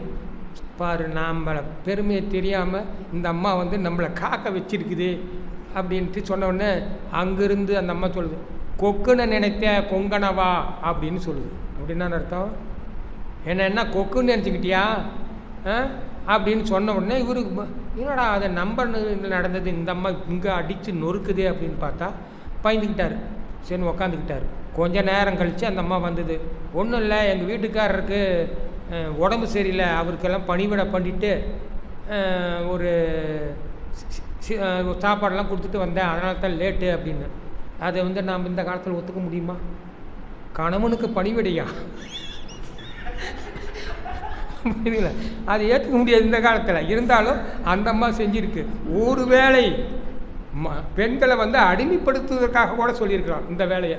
உடனே அந்த அம்மா இவருக்கெல்லாம் கொடுத்துட்டு இன்னும் டவுன் எனக்கு எப்படிம்மா உங்களுக்கு இந்த மாதிரி ஒரு ஆற்றல் வந்ததுன்னா, ஒன்றும் இல்லை, நான் சலிச்சுக்கிட்டே பண்ணுறதில்ல, சந்தோஷமாக பண்ணுறேன், தானாகவே கிடைக்குது. நீ கூப்பிட்ட உடனே எனக்கு ஞாபகம், நீ உள்ள நினைக்கிறது எனக்கு தெளிவாக தெரிஞ்சுது அப்படின்னப்பல. சரி அப்படின்னா இன்னும் கொஞ்சம் நல்லா தெரிஞ்சுக்கணுமே. இல்லை நான் எனக்கு இவ்வளோ லெவல், இன்னொருத்தர் இருக்கிறான், அவங்ககிட்ட போய் பாரு. அவன் இந்த ஒன்று டவுனுக்குள்ளே ஒருத்தர் இருக்கிறான், அவன் பேர் வியாதன், அவனை போய் பாரு. இவர் போய் அந்த காலத்தில் ரொம்ப சிம்பிள், வியாதன் யாருன்னு போனார், கண்டுபிடிச்சிட்டார். போனவுடனே ஒருத்தர் நல்லா குண்டா கட்டையாக ஒருத்தர் இருந்துடுறான். அவனை பார்த்தோன்னே அவன் வேற சந்தேகம் வந்துடுச்சு, என்னடா இவன்கிட்ட போய் இவன் என்னடா நம்மளுக்கு சொல்ல போகிறான்ட்டு. கொஞ்ச நேரம் கழிச்சு அது கூட பரவாயில்ல, அவன் ஒரு கத்தியை எடுத்தான், அதான் கறி கடையில் வச்சுருக்கிறான், ஆட்டெல்லாம் வெட்டிகிட்டு இருக்கிறான். இவங்கிட்ட போய் என்னடா அது நாம் அப்படின்னா அவருங்கிறான். அதுக்கு மேலே அந்த அம்மா அனுப்பிச்சா, வெயிட் அப்படின்னு சொல்லி நல்லா நிதானமாக பிஸ்னஸை முடித்து கல்லெல்லாம் கட்டிக்கிட்டு வா அப்படின்னு தோல் மேலே கையை போட்டுட்டு வீட்டுக்கு கூட்டிகிட்டு போனான். வீட்டுக்கு கூட்டிகிட்டு போய் கொஞ்சம் வெயிட் பண்ண, இவனும் ஒரு இந்த மாதிரி குரூப்பு ஒரு வேளை அந்த காலத்தில் 2 ஐடியா பண்ணியிருக்கிறாங்க. தாய் தந்தையை கவனிக்கணும், புருஷனை கவனிக்கணும்னு ஒரு ஏதோ எழுதி வச்சிருக்கிறாங்க. அந்த மாதிரி வெயிட் பண்ணுற எங்கள் அப்பா அம்மாவை வந்து நான் தான் எல்லாம் கவனிச்சிட்டு வரணும். அவன் போய் உள்ளே போய் கவனிச்சிட்டு அப்புறம் வெளியே வந்து அவன் ஒரு பெரிய லெக்சரை கொடுத்தாரு. அதுதான் வியாத கீதைன்னு இருக்குதான். வியாத கீதை புரியுதுங்களா? அப்போ வந்து தத்தம் நிலையிலே தாம் பெரியவர். எந்த இடத்துல இருந்தாலும் தன்னுடைய கர்ம கடமையை செய்தால் அவங்க தான் இது வழியாகவும் முக்தி பெறலாம். நாம் டபுள் அடிக்கிறோம். ஒன்று வந்து ஞான மார்க்கத்துக்கு போகிறோம், ராஜயோகம் ப்ளஸ் ஞான மார்க்கம் சேர்ந்தது தான் நம்மளுக்கு தியானம். அதுலேயும் போகிறோம், கர்மத்தில் சேரோம். 2ம் சேர்ந்தா எப்படி இருக்கும்? 3ம் சேர்ந்தா எப்படி இருக்கும்? வெற்றி உறுதியா இல்லையா? சொல்லுங்கள் பார்க்கலாம். ஆகவே இன்னையிலேருந்து என்ன பண்ணலாம்? நேராக இப்பயே வீட்டுக்கு போகிறோம். எங்கே அழுக்கு, எங்கே குப்பை, எங்கே வந்து இப்போ லுங்கி நீங்கள் வர்ற சமயம் வேஷ்டியோ லுங்கியோ தூக்கி போட்டு வந்திருப்பீங்கள, அதை பார்த்து நம்மளை சிரிக்கும். உடனே அதை எடுத்து மடிக்கலாம், எல்லாத்தையும் ஒழுங்கு பண்ணலாம். ஆனால் வீட்டில் இருக்கிறவங்க என்னடா இந்த ஆளுக்கு பைத்தியம் பிடித்து விட்டது, ஒரு வேலையும் செய்யாமல் வாட்ஸ்அப்பை நோண்டி கொண்டு இருப்பார், இன்றைக்கெல்லாம் உழுந்து செய்கிறாரே அப்படின்னு ஒரு எண்ணம் வரும். கவலைப்படாதீங்க, செஞ்சுக்கிட்டே போங்க. எப்படி இருக்குங்க வாழ்க்கை? வெளியில் இருக்கிற அறிவுங்கிறதுங்கல்ல. இப்போ நம்ம குப்பையை கொண்டு வந்து கொட்டுறோம். என்ன குப்பை? இன்ஸ்டாகிராம், ஃபேஸ்புக், எல்லா குப்பையும் நம்மக்கிட்ட இருக்குது. இந்த குப்பையை நீக்கினா தான் நம்ம வந்து வெற்றி பெற முடியும். இது வந்து கொட்டுறோம் கொண்டு போய், இதை வந்து நீக்கி இதெல்லாம் க்ளோஸ் இது பண்ணணும். ஒன்றும் வேண்டாம், துரியாதீதத்தில் போய் நல்லா வந்து முயற்சி தான். ஒரு பழைய பாட்டு ஒன்று இருக்குது. என்ன பாட்டுங்க? மெய் வருத்தம் பாரார், பசி நோக்கார், கண் துஞ்சார், எவ்வெவர் தீமையும் மேற்கொள்ளார், செவ்விய அருமையும் பாரார், கர்மமே எவர் தீமையும் மேற்கொள்ளார், கர்மமே கண்ணாயினார். இது தாங்க நம்மளுடைய ஃபார்முலா இன்னையிலிருந்து. மெய் வருத்தம் பார்க்கக்கூடாது. மெய்ன்னா அர்த்தம் உடம்பு. ஏதோ ஒரு வேலை சேஷமே உடம்பு வலிக்குதுன்னா மெய் வருத்தம் பார்க்கக்கூடாது. மெய் வருத்தம் பாரார், பசி நோக்கார். பசி நோக்கார்னா எப்படா சமயம் கிடைக்கி சாப்பிட போகலான்னு உட்காந்துட்டு இருப்போம், உண்டா இல்லையா? பசி நோக்கார். கண் துஞ்சார். கண் துஞ்சார்னு அர்த்தம் காலையில் 11 மணிக்கு நல்ல டிஃபனை 9 மணிக்கு நல்லா டிஃபனை சாப்பிட்டு பொங்கலை சாப்பிட்டு 11 மணிக்கு என்ன வரும்? தூக்கம் வரும். கண் துஞ்சார். தூங்கிட்டு இப்படி தான் இருக்கிறோம், என்ன வந்தாலும் தூங்க மாட்டேன் அப்படிங்கிற ஒரு கண் துஞ்சார்னு அர்த்தம். அதாவது உடனே தூங்க மாட்டார். கண் துஞ்சார். எவ்வொரு தீமையும் மேற்கொள்ளார் அப்படின்னு தான் அர்த்தம். எவ்வொரு தீமையும், யாருக்கும் தீங்க செய்யக்கூடாது. அது வந்து என்ன பண்ணிடுங்க, நம்ம இழுத்துக்கும். எவ்வொரு தீமையும் மேற்கொள்ளார், யாருக்கும் தீங்க செய்யக்கூடாது. புரியுங்களா? செவ்விய அருமையும் பாரார். செவ்விய அருமையும் பாரார். இது வந்து அவங்க பழைய காலத்தில் மகரிஷி வந்து திருக்குறளுக்கு கொடுத்த இதெல்லாம் பார்த்தீங்கன்னா, நாம் இந்த தியானத்தில் உள்ள ஆழமாக போனோம்னா நம்மளுக்கே நிறையா வந்து இப்போ கொடுத்த அத்தனையும் தப்பாக தெரியுது. திருக்குறளில் வந்து எழுதியிருப்பாங்க பாருங்கள். திருக்குறளுடைய நெருடல் தப்புன்னு சொல்ல முடியாது. இல்லையே இந்த இடத்துல பொருத்தமாக இல்லையே அப்படின்னு ஒரு எண்ணம் வருது. அந்த மாதிரி செவ்விய அருமையும் பாராருன்னா காலத்தின் அருமையை பார்க்க மாட்டாருன்னு இருக்குது. ஆனால் செவ்வியன்னு அர்த்தம் அவ்விய நெஞ்சத்தான் ஆக்கமும் செவ்வியான் கேடும் நினைக்கப்படும்னு ஒன்று இருக்குது திருக்குறளில். அவ்விய நெஞ்சம்னு அர்த்தம் மோசமான நெஞ்சத்தை உடையனுடைய ஆக்கம் வளர்ச்சியும், செவ்வியான் கேடும்னு அர்த்தம் நல்ல மனுஷனுடைய வீழ்ச்சியும் நினைக்கப்படும். நாம் காலங்காலத்தான் நினைக்கிறோம் நல்லவன் வாழ மாட்டான், அயோக்கியன் நல்லா இருப்பான். இதுதானே பால்மா. இந்த இடத்துல செவ்வியானுங்கிறது என்ன அர்த்தம்னா நல்லவன். அப்போ வந்து நான் செவ்விய அருமையும் பாராதன்னு அர்த்தம். அருமையான ஒரு காட்சி நடக்குது, அருமையான ஒரு நிகழ்ச்சி நடக்குது, ஆனால் அதை கவனிக்காமல் என்ன பண்ணுவான்? புரியுதுங்களா? டிவி சீரியலில் இன்றைக்கி அதாவது மருமகள் ஒரு முடிவு எடுக்க போகிறா, முக்கியமான முடிவு தான் செவ்வியா, நல்ல முக்கியமான காட்சி நடக்குது, அதையும் பார்க்காமல் வேலைக்கு போயிடுவாங்க. செவ்விய அருமையும் பாரார், அவமதிப்பும் கொள்ளார். அவமதிப்பு கொள்ளாருன்னு அர்த்தம் மனைவி எவ்வளோ திட்டினாலும் கண்டுக்க மாட்டான், கணவன் எவ்வளோ திட்டினாலும் கண்டுக்க மாட்டான். அவமதிப்பும் கொள்ளார், கர்மமே கண்ணாயினர்னு. இதுதாங்க நம்மளுடைய ஃபார்முலா, இலக்கணம். 1 2 வயசானவங்களுக்கு கொஞ்சம் விட்டுறலாம், பாவம். எதுங்க கண் துஞ்சார், அது கொஞ்சம் விட்டுடலாம். கொஞ்சம் வயசான தூக்கம் வரும், மெய் வருத்தங்கிறது கொஞ்சம் விட்டுடலாம். மற்றது எல்லாமே நம்ம என்ன பண்ணலாம், ஃபாலோ பண்ணலாம். புரியுதுங்களா? இதுதான் நம்மளுடைய ஃபார்முலா.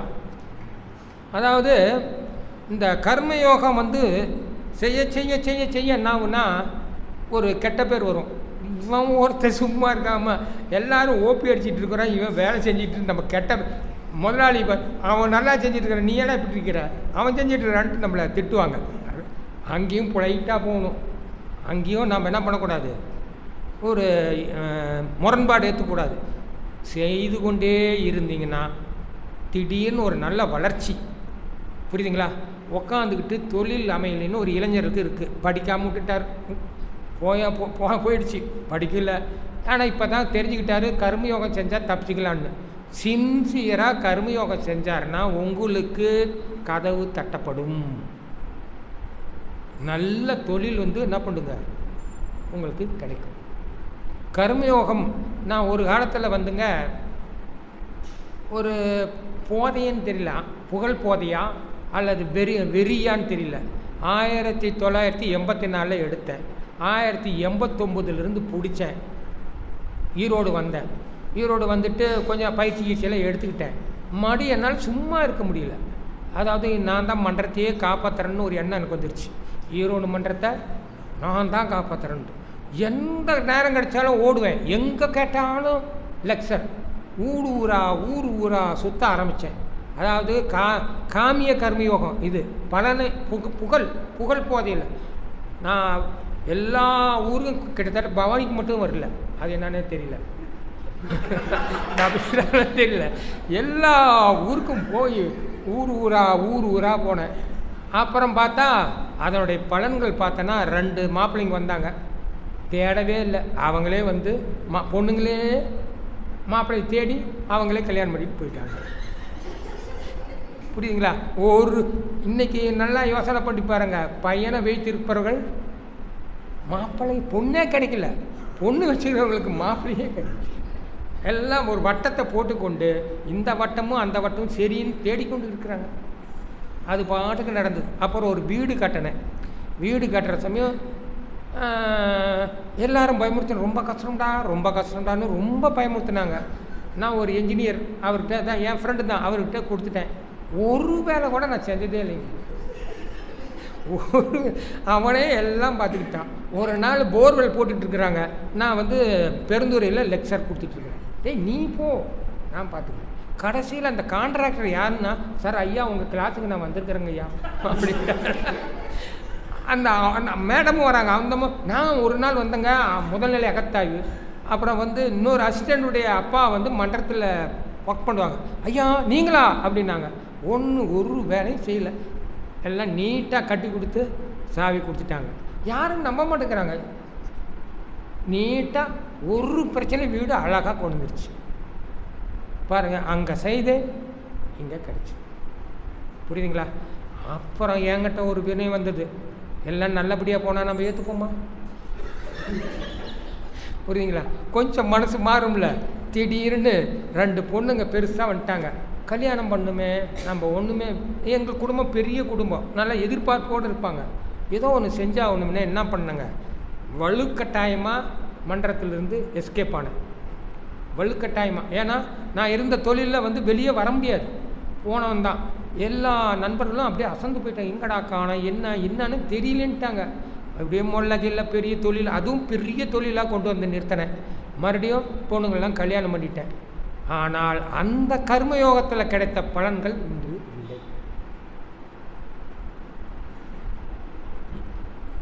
அது பாட்டு தானாக நடக்கும். எந்த பிரச்சனையும் இல்லை, எந்த பயமும் இல்லை. அங்கே பார்த்தா இறைவன் இங்கே பார்த்துட்டு இருந்தான். புரியுதுங்களா? அதுக்குன்னு இப்போ யாருமே பார்த்துட்டு இருக்கிற தொழிலெலாம் விட்டுட்டு போயிடாதீங்க. இப்போ இருக்கிற ஒர்க்கை பண்ணுங்க, சின்சியராக பண்ணுங்க. இன்னொன்று, இந்த இடத்துல கர்மயோகம் செய்கிறது மிக சிறந்தது. பெரிய வேலையெல்லாம் ஒன்றும் பண்ண வேண்டாம். போகிற சமயம் இந்த பெட்ஷீட்டை உதறி விட்டு மடிச்சுட்ருங்க. புரியுதுங்களா? கூட்டுங்க.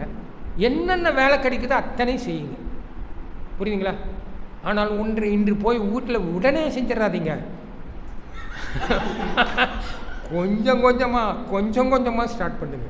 இன்றைக்கி 2 வேலை, நாளைக்கு 2 வேலை.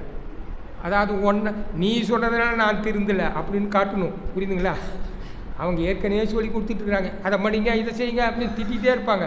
நீங்கள் இன்றைக்கி செஞ்சீங்கன்னா மாட்டிக்கிட்டீங்க. என்ன ஆகிடும் பாரு, நான் சொன்னதுனால தான் அவர் செய்கிறாரு. அப்படிலாம் போகக்கூடாது. 2 வேலை இன்றைக்கி, நாளைக்கு 4 வேலை, அப்படியே மாறிடுச்சின்னு வச்சிங்களேன். வீட்டில் மட்டும் நல்ல வேலை செஞ்சேன்னு வச்சுங்களேன், வீட்டுக்காரர் என்ன நினைப்பாங்க சொல்லுங்கள் பார்க்கலாம். ஆஹா, எனக்கு இந்த மாதிரி கணவன் கிடைத்தால் 7 பிறவியும் இதே கணவன் கிடைக்குன்னு நினைப்பாங்க. புரியுதுங்களா? அந்த மாதிரி அதை கொஞ்சம் அவாய்ட் பண்ணிவிடுங்க. ஏன்னா 7 பிறவியும் நம்ம வந்து ஒரே மனைவியோ ஒரே கணவனோட வாடுறது கஷ்டம். புரியுதுங்களா? ஆனால் பயப்பட வேண்டாம், 7 பிறவி கிடையாதுன்ட்டார் மகரிஷி நம்மளுக்கு. அது ஒரு பெரிய லக்கு. பிறவி மறுபிறவியே கிடையாதுன்ட்டார் நம்மளுக்கு. ஒரு பிறவி தான். நம்ம முற்பிறவி யார்? அம்மா அப்பா. நம்ம மறுபிறவி நம்ம பசங்க. நம்மளுக்கு ஒரு பிறவி தான் கிடைச்சது. வாழ்க்கையில் ஒரே டைப், ஒரே சான்ஸ். இந்த சான்ஸை வந்து நாம் வந்து இறையாற்றலோடு சேரணும். அதுக்கு தான் இறையாற்றலோடு சேர்ந்தால் என்னங்க அப்படின்னா கொஞ்சம் கஷ்டமானது தான். எப்பயுமே சிரிச்ச முகத்தோடு இருப்பீங்க. என்னடா எப்பயுமே சிரிச்சுக்கிட்டே இருக்கிறான்னு மற்றவங்க நினைப்பாங்க. அவ்வளோ ஆனந்தம் இருக்கும். எவ்வளோ ஆனந்தமாக இருக்கும், அவ்வளோ ஆனந்தமாக இருக்கும். யார் எது சொன்னாலும் கோபமே பட மாட்டோம். நம்மக்கிட்ட இருக்கிற வைப்ரேஷன் ஒன்று வருது. இந்த கர்மயோகத்தை சின்சியராக பண்ணிங்கன்னா, சார் நீங்கள் எல்லாம் சொல்கிறது கரெக்டே, நான் நல்லா பண்ணிகிட்டு இருக்கிறேன், எங்கள் பசங்களை வச்சுக்கிட்டு குழந்தை வச்சுக்கிட்டு அவனுங்க வந்து காலையில் 9 மணிக்கு எஞ்சிருக்கிறான். புரியுதுங்களா? அப்புறம் ஏதோ லேப்டாப்பை தட்டுறான். சாப்பிட்றது 12 மணி, மத்தியானம் 3 மணி, நைட் 12 1 மணி வரையும் முடிச்சிட்ருக்கிறான். என்ன சார் நீங்கள் சொல்கிறீங்கன்னா, நீ ஒரு சீரிய கர்மயோகியாக ஆயிட்டின்னு வச்சிங்களேன். நம்ம இதில் ஒரு அலையக்கம்னு ஒன்று இருக்குது, தத்துவம். அலையக்க தத்துவம்னா என்ன அர்த்தம்? நம்மக்கிட்ட இருந்து ஒரு அலை வெளிப்படும். புரியுதுங்களா? சீரியஸாக 4 மணிக்கு எழுந்து நீங்கள் ஒரு தவம் ஆழமாக பண்ணிகிட்டு இருந்தீங்கன்னா உங்கள் வீட்டுக்காரையோ உங்கள் கணவனோ திட்டுவாங்க. தூங்கவே மாட்டேன்னு எழுச்சி வருவாங்க. ஏன்னா இந்த வைப்ரேஷன் அவங்கக்கிட்ட போகும். நீங்கள் எவ்வளோ சின்சியராக இருக்கிறீங்களோ அந்த சின்சியர் கொஞ்சம் கொஞ்சமாக பசங்க மாற ஆரம்பிப்பாங்க. அதாவது அலைக்கம்னா அர்த்தங்க, மோதுதல், சிதறுதல், பிரதிபலித்தல், ஊடுருவுதல், 2க்கு இடையே ஊடுருவுதல், 2க்கு ஓடாடி கொண்டு இருப்பது. 5 தன்மைகள் உங்ககிட்ட ஒரு அலையக்க சின்சியரான ஆளுன்னு வச்சுங்களேன். நீங்கள் இப்போ ஒன்றும் இல்லை, நம்ம மகரிஷிக்கிட்ட கீழே வேலை செய்கிறோம், அதாவது அங்கே மன்றத்துக்கு போயிட்டோம், எப்படி இருப்போம்? ஓப்பி அடிக்க முடியுமா? அதாவது நம்ம மோடிக்கிட்ட போயிட்டோம், என்ன பண்ண முடியும்? ஓடுறாரு மனுஷன், தூங்க மாட்டேங்கிறாரு. அந்த தன்மை நமக்கு வந்துடும். அதைத்தான் வந்து நல்லவங்களோட ஸ்கூலில் என்ன சொல்லி கொடுத்தாங்க, நல்ல பசங்களோட சேர்றா, கெட்ட கடைசி பெஞ்சுக்காரங்கிட்ட சேராதரா அப்படின்னு கடைசி பெஞ்சுக்காரங்கிட்ட சொல்லியிருக்கிறாங்க ஒரு அப்பா. அவன் ஒரு வாரமாக கழித்து அவங்க அப்பா கிட்ட போய், அப்படி தாங்க 4 பேர் 5 பேர் இருக்கிறாங்க, அவங்கக்கிட்ட போய் பேசினேன் சேரலாம்னு. அவங்க அப்பா என்ன சொல்லியிருக்கிறான்னா, கடைசி பெஞ்சுக்காரனை சேர்க்காதவங்கள்ட்ட, கடைசி பெஞ்சுக்காரனை சேர்த்தாத, நீ கெட்டு போயிடு அப்படின்னு சொல்லிட்டாங்க அப்பா. அதனால் யாருமே என்னை சேர்க்க மாட்டேங்கிறாங்க அப்படின்னா. புரியுங்களா? அந்த மாதிரி நம்ம வைப்ரேஷன் மாறும். மாற என்ன ஆகுங்க, அந்த அது முதல்ல நன்றாக ஆழமாக பண்ணுற சமயம் எங்கள் வீதியில் வந்து ஒரு வீட்டில் குடியிருந்தேன். குழாயடி சண்டைன்னு கேள்விப்பட்டிருக்கீங்களா? அது அங்கே அடிக்கடி நடக்கும். வீதியில் எல்லாம் கண்ணாப்பண்ணான்னு சத்தம் போட்டுக்கிட்டே இருப்பாங்க. கடைசியில் நான் அப்போ வந்து நல்ல தவம் பண்ண வந்து சத்தமே இல்லை, அமைதியாக ஆயிடுச்சு. ரொம்ப முரண்பட்ட ஆளுங்க காலி பண்ணிட்டு போயிட்டாங்க. புரியுதுங்களா? ஆனால் எனக்கு இது தெரியலைங்க, ரொம்ப நாள் கழிச்சு தான் தெரிஞ்சுது. புரியுதுங்களா? அதாவது தவத்தில் நீங்கள் பயன் கிடைச்சா விட்டுறாதீங்க. அதை நினச்சி பெருமை பண்ணிக்காத, நான் இந்த மாதிரி தவம் பண்ணேன் எனக்கு இந்த மாதிரி கிடைச்சதுன்னு மைக்கு வச்செல்லாம் சொல்ல வேண்டாம். மனசுக்குள்ளேயே என்ன நினைங்க, ஆஹா வாழ்க வளமுடன் கிடைச்சிது. அதே மாதிரி இன்னைக்கு வந்து சாந்தி யோகத்தில் கிடைச்ச தவத்தை ஒரு உணர்வு கிடைச்சா கிடைக்காம போகாது, கிடைச்சே தீரும். லைட்டாக ஒரு உணர்வு வந்ததா அதை இரவு படுக்கிற சமயம் என்ன பண்ணுங்க, ஞாபகப்படுத்துங்க. இதுதான் இந்த சாம்பார் குழம்பு என்ன பண்ணுறது, இந்த குழம்பு வந்து அடுத்த நாளுக்கு மாத்திரம் புரியுங்களா. இன்றைக்கி அந்த உணர்வு கிடைச்சிது, அந்த உணர்வு கிடைச்சிது, அடுத்த நாள் இதுதான் ஸ்டார்டிங் பாயிண்ட். இந்த உணர்வோடு தான் அடுத்தது நம்ம தவம் தொடங்கும். அடுத்த நாள் நினச்சிக்கங்க கொஞ்சம் அதிகமாக கிடைச்சிக்கோம்ல, அதை ஞாபகப்படுத்துங்க. தவத்தில் கிடைச்சது உணர்வை நீங்கள் அடிக்கடி இப்போ ஒரு உணர்வு கிடைக்கும், அதை அடிக்கடி என்ன பண்ணணும், இன்றைக்கி நல்லா கிடைச்சிது, நாளைக்கு அதை விட நல்லா கிடைக்கும், அவ்வளோதாங்க. ஆனால் நம்மக்கிட்ட ஒரு இது இருக்குது, போகிற வழியில் பயந்துப்போம், என்னடா அது இவ்வளோ தூரம் போயிட்டோம், நல்லதா கெட்டதா, கெட்டதே கிடையாது, ரொம்ப 100% சேஃப்டியாக கொடுத்துட்டார் மகரிஷி. ஒரு காலத்தில் போனவங்கலாம், தியானத்தில் போனவங்க நம்ம பாரதியாரெலாம் இருந்தார், என்ன பண்ணார், பெரிய மகான், ஆனால் காசு இல்லை, படாத பாடுபட்டார். ஆனால் மகரிஷி நம்ம கண்டுபிடிச்சி கர்மயோகம் செய்ய எஸ்கேப் ஆக மாட்டார், ஏழையாக மாட்டாய், பொருளாதாரத்தில் வீழ்ச்சி அடைய மாட்டாய் என்று இதை சேர்த்தி கொடுத்தார். என்ன மாதிரி ஒரு ஆள் சிந்தனை, என்ன மாதிரி கருணை. ஆனால் அவர் பெருசாக நம்ம சொல்லலாம், ஏன்னா அங்கேருந்து வாங்கி கொடுத்தது தான், எங்கே இரையாற்றலேருந்து வாங்கி கொடுத்தது தான். அப்பப்போ நம்மக்கிட்ட இரையாற்றல் பேசும், நம்மளுக்கு ஒரு டவுட்டு, நம்மக்கிட்ட போய் இரையாற்றல் பேசணுமா அப்படின்னு அப்படிலாம் நினைக்காதீங்க. இப்போ நம்ம கண்ணதாசன் இருந்தார், செய்யாத அயோக்கித்தனம் இல்லை, மது மாது எல்லாமே இருந்தது, ஆனால் எப்படி இருந்தது பாட்டு. கடவுள் சில பேருக்கு வந்து இந்த மாதிரி இதை கொடுக்குறாரு, அவங்கக்கிட்டேயும் சில நேரத்தில் என்ன பண்ணுறாரு, தோன்றுகிறார். அவங்களுக்கு நல்லவனும் கிடையாது கெட்டவன் கிடையாது, அந்த ஃப்ரீக்குவென்சியில் எவன் போகிறானோ கேட்டதை கொடுப்பார் இரையாற்றல். நீ நல்லவனா கெட்டவனான்னு கிடையாது. ஆழ்ந்து தவம் பண்ணுங்க, 1 to 3. அதை வந்து அதாவது இன்றைக்கி தவம் பண்ணுறேன்னு வச்சுங்க, துரியாதீதம் பண்ணுறோம், 1 மணி நேரம் அப்படியே ஒரு மாதிரி இருக்கும். 1 மணி நேரம் நம்மளுக்கு அதிகம்தான். ஒரு ஃபஸ்ட்டு செய்கிறோன்னா ஒரு 10 நிமிஷம் நல்லாயிருக்கும், தவம் முடிஞ்ச பின்னாண்ட அடுத்தது அரை மணி நேரமாக நீட்டிக்கும், அடுத்தது 1 மணி நேரமாக நீட்டிக்கும், கடைசியில் நாள் முழுக்க என்ன ஆகிடும், இந்த தன்மை வந்துடும். இது அப்படியே வருட கணக்கில் போயிடுச்சுன்னா நீங்கள் வந்து செட் ஆகிட்டீங்கன்னு அர்த்தம். நினச்சதெல்லாம் நடக்கும், ஆனால் நடக்கிறது தான் நினைப்பீங்க, அது வேறு விஷயம். நினச்சதெல்லாம் நடக்கும், புரியுதுங்களா. இன்று வீட்டுக்கு போகிறேன், வழக்கம் போல என் மனைவி உப்புமா செய்யாமல் என்ன பண்ணுங்க, அழகாக பூரியும் மசாலும் செய்வாள்னா அங்கே வேலை நடக்கும் புரியுதுங்களா. அந்த மாதிரி நினச்சதெல்லாம் நடக்கும். இந்த மாதிரி சாதாரணத்துக்கெல்லாம் இந்த தவசக்தியை யூஸ் பண்ணிடாதீங்க, புரியுதுங்களா. அதையும் கொஞ்சம் கவனமாக பார்த்துக்குங்க. அதாவது ஓசோ மன்றத்தில் ஒன்று இருக்குது, 21 நாள் தியானம்னு ஒன்று இருக்குது. 21 நாள் தியானம் ஜெயிலில் போட்டுருவாங்க உங்களை கொண்டு போய் ஒரு ஜெயில் தான், அங்கே வந்து சிகப்பு லைட்டு மட்டும்தான் எரியும், 21 நாள் வெளியே விட மாட்டாங்க. ஒரே ஒரு ரூல்ஸ், ஐயோ அம்மா கட்டினீங்கன்னா தான் சரி இவனால் தாங்க முடியாதுன்னு விட்டுருவாங்க. 21 நாள் ஜெயிலு மாதிரி கம்பியில் தான் சாப்பாடு வரும், கீழே 3 வேளையும் சாப்பிட்டுக்கணும், கடிகாரம் கிடையாது, வெளிச்சம் கிடையாது. 21 நாள் நீங்கள் வந்து தியானம் தியானம் தியானம் தியானம் பண்ணிகிட்டே இருக்கணும், புரியுதுங்களா. அதாவது ஜெயிலுக்கு எப்படி கைதிக்கு உள்ள சாப்பாடு கொடுப்பாங்க அந்த மாதிரி தான் கொடுப்பாங்க, ஆனால் அதில் உள்ள நல்ல வசதி இருக்கும், நல்ல வசதி இருக்கும். 21 நாள் கழிச்சு ஒருத்தர் வெளியே வந்தார், வந்த உடனே அப்படியே பார்த்தார், வெளியே போனார், அந்த ஆசிரமத்தை விட்டு வெளியே போனார். போன சமயம் ஒரு தாத்தா ஒரு வாக்கிங் ஸ்டிக் வச்சுட்டு தடுமாறி நடந்துகிட்டு இருந்தார். இந்த தாத்தா ஓடுவார் அப்படின்னு நினச்சார். தாத்தா அந்த தடி எடுத்துகிட்டு ஓடுறாரு, புரியுதுங்களா. அடுத்து கொஞ்ச நேரம் கழிச்சு பார்த்து அவர் வேறு வயசு, இளைய பையன் வயசு, இந்த தம்பி மாதிரின்னு வச்சுங்களேன்.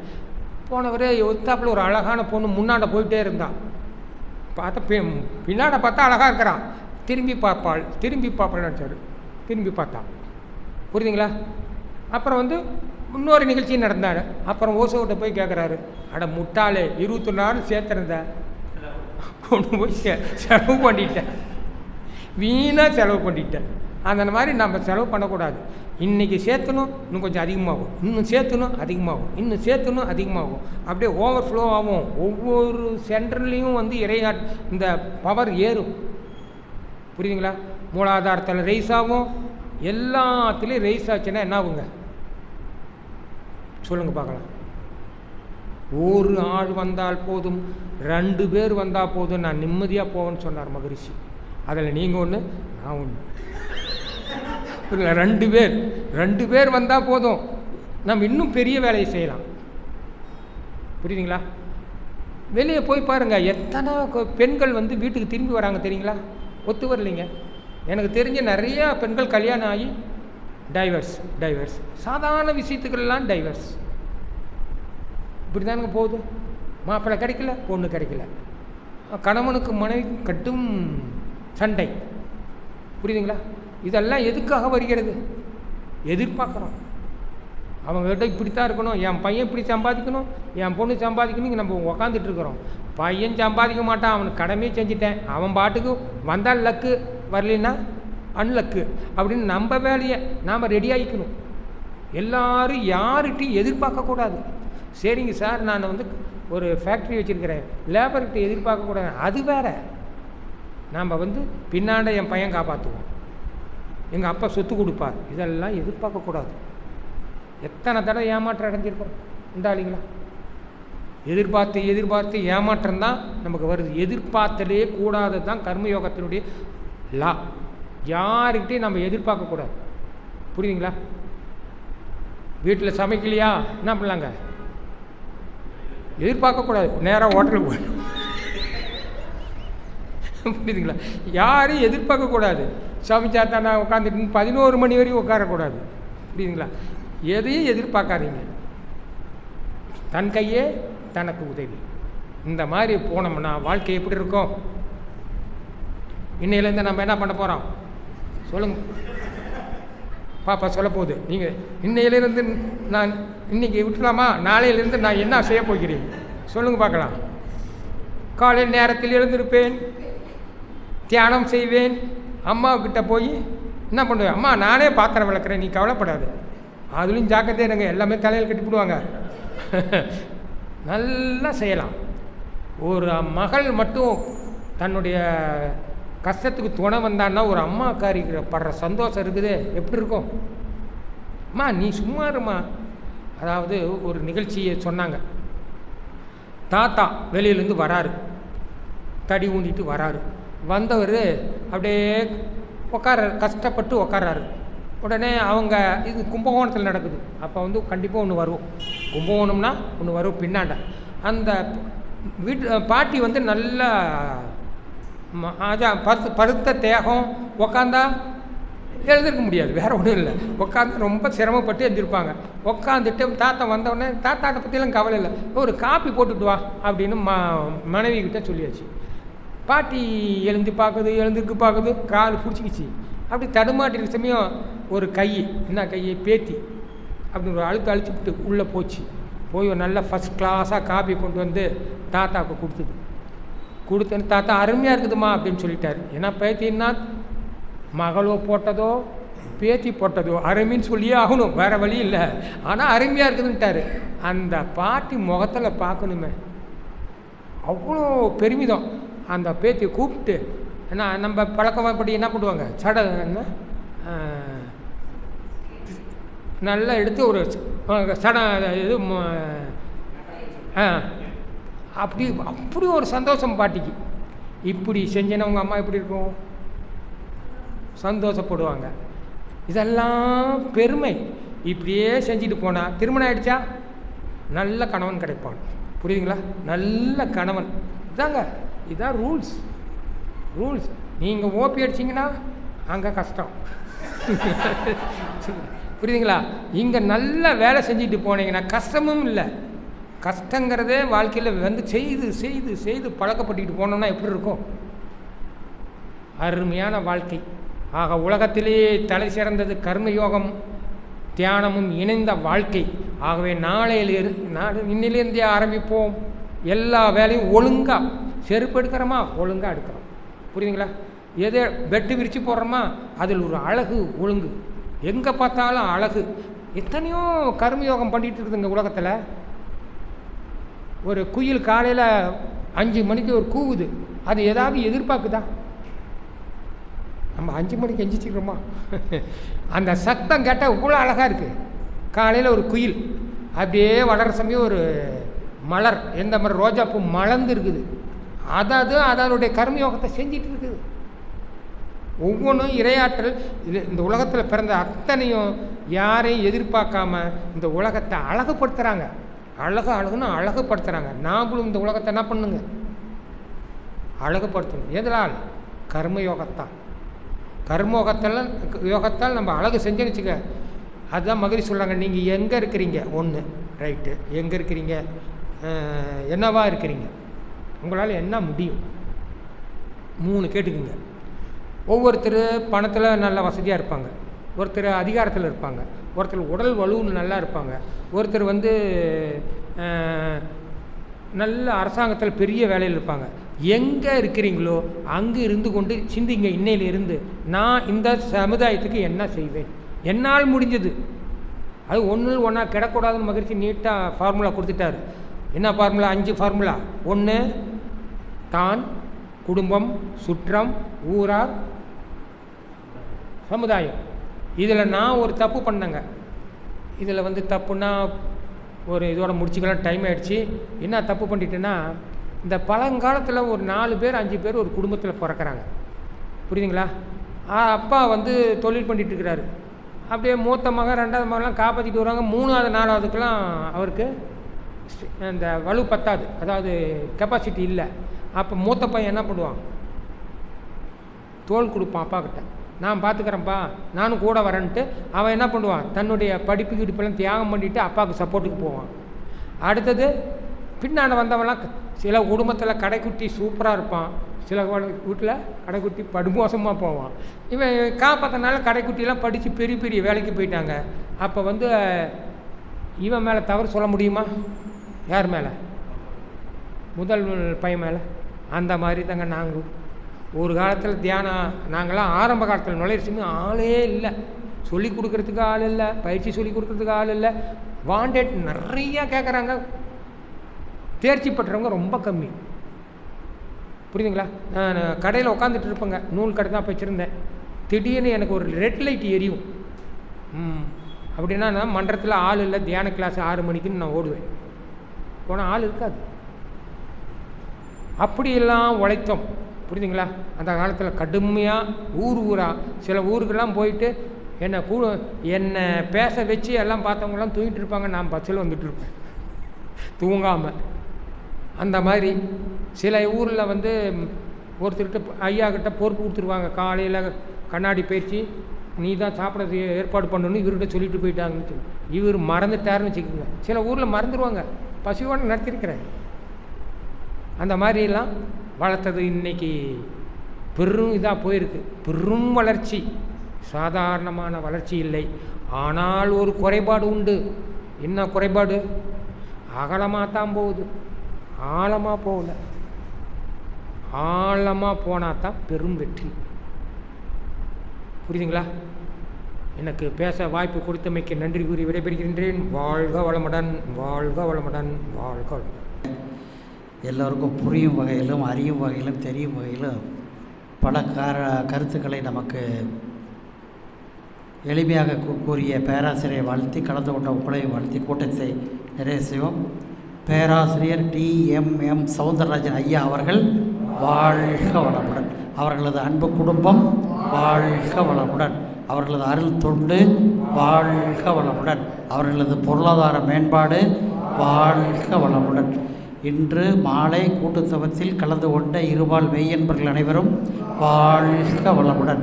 அவர்களது அன்பு குடும்பம் வாழ்க வளமுடன். அவர்களது அருள் தொண்டு வாழ்க வளமுடன்.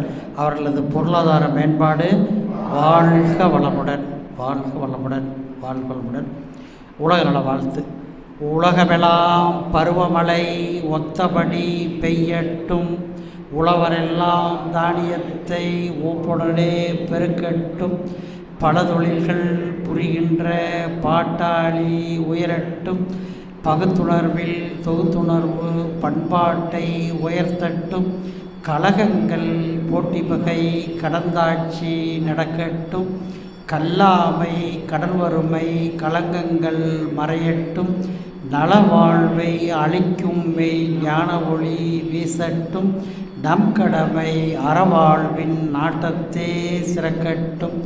நம் கடமை அறவாழ்வின் நாட்டத்தே சிறக்கட்டும். நம் கடமை அறவாழ்வின் நாட்டத்தே சிறக்கட்டும். வாழ்க வையகம், வாழ்க வையகம், வாழ்க வளம்.